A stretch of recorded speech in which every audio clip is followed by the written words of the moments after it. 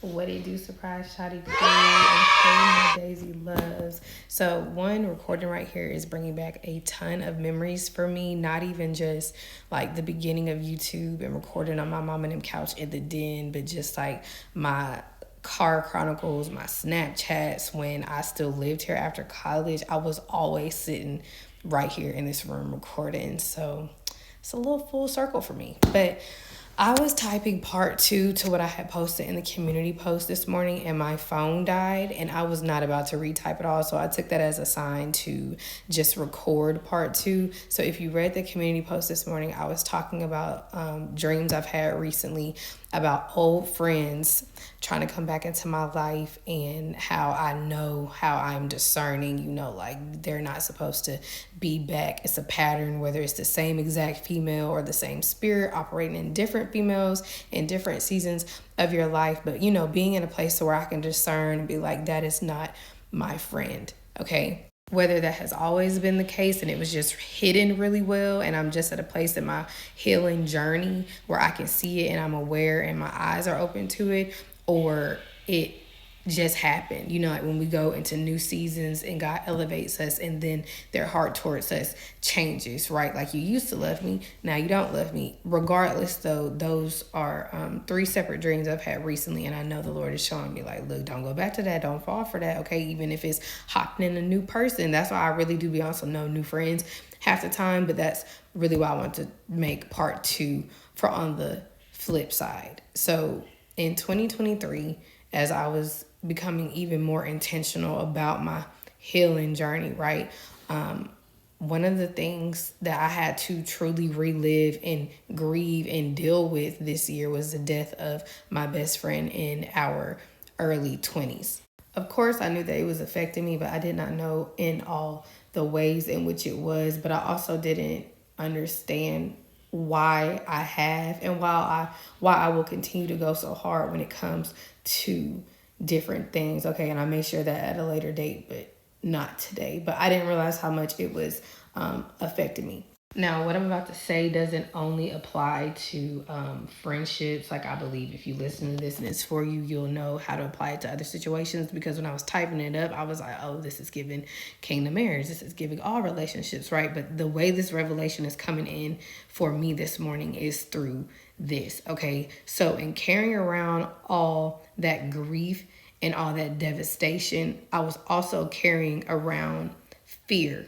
Okay, fear that if I got close to another female friend, I would somehow lose her, because losing my best friend so abruptly, so out of nowhere at such a young age, that was extremely traumatizing to me. Like, I still remember how it felt that day when I found out running across campus, blinded by my tears, don't know how I didn't get hit by a bus. I know a couple people were chasing after me, but I was so checked out in that moment. That was very traumatizing for me.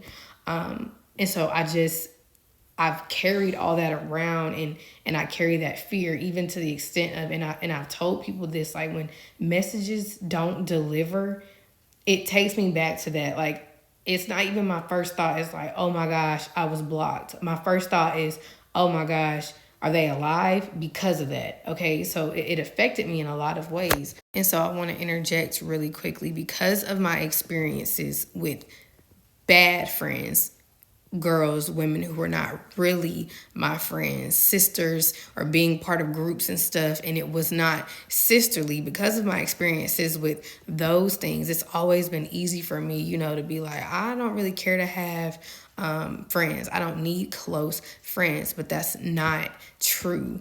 All of that, in addition to losing who I knew was a genuine friend, that put me in this position that I found myself in over the last really years, okay? Make you stick to what you know because that's what you're comfortable with, even if what you're comfortable with isn't healthy for you, okay? And it'll make you not want to go and seek or be found by what God has for you. And so going back, carrying around all that grief and devastation, it just put this fear in me. And so I do have one particular friend who I was thinking of this morning, and I was crying because, well, I actually got a couple of friends, but I was thinking of one in particular, but she loves me in the same manner that my friend who passed away loves me. Like, it reminds me of her love. It feels like her love is fun and is crazy, and as I can tell you all my deep dark secrets, and I don't have to worry about, you telling my business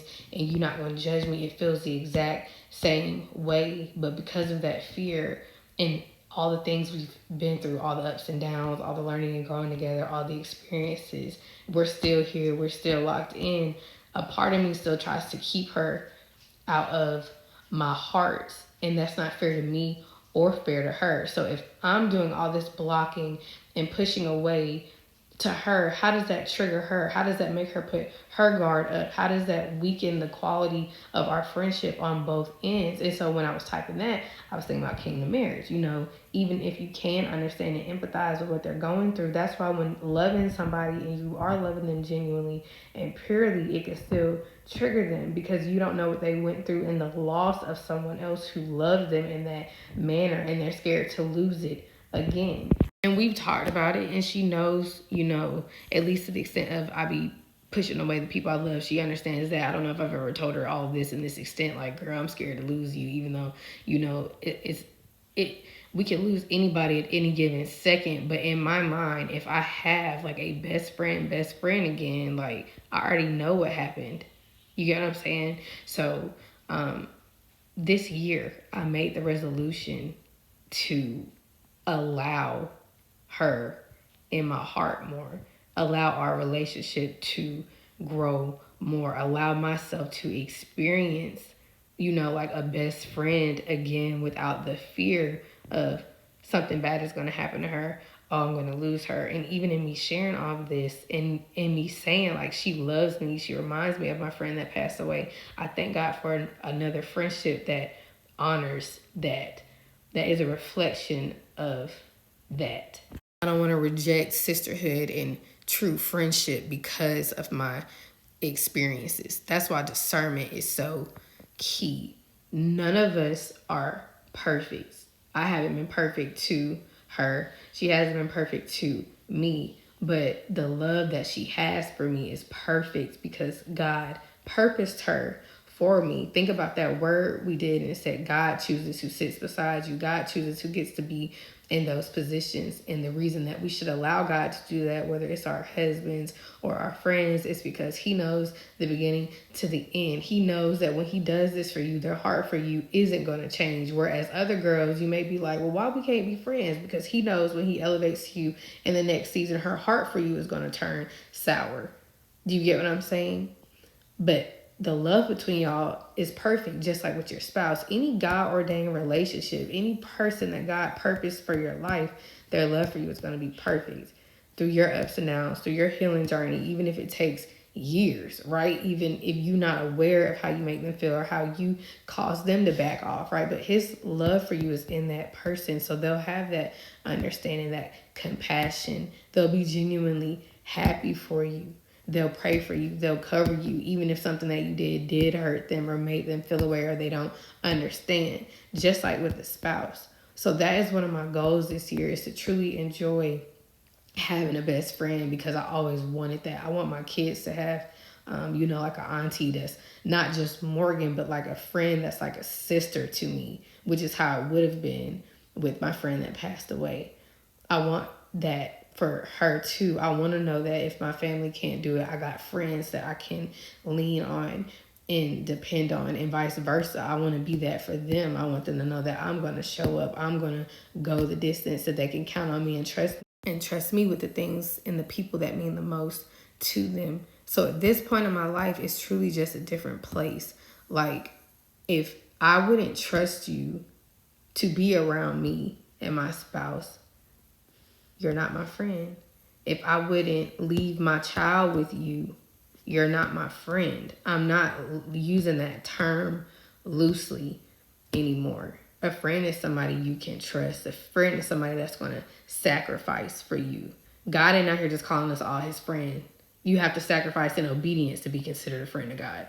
Do you get what I'm saying? You have to listen to him. You have to hearken to his voice. And that was something else that I had typed.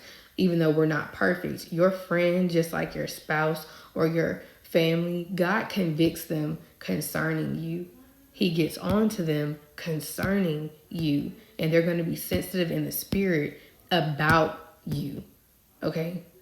For the things that you want to experience, the places that God is taking you. Remember, in a recent community post, I said you're moving to a new place, but you're not moving alone. Your heart's desires are going with you.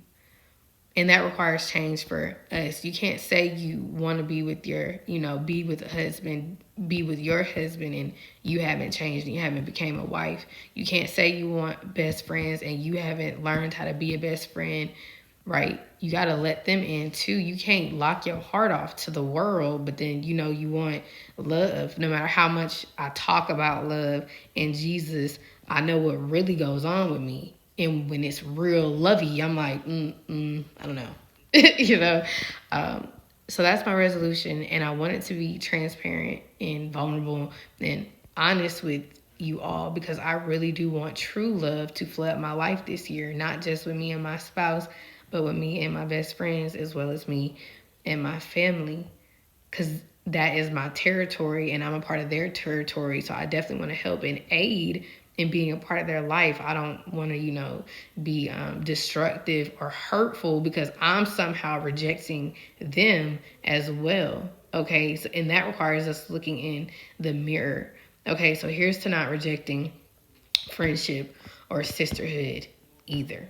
Okay, so I love y'all. God bless y'all. I pray this meets whoever needed it.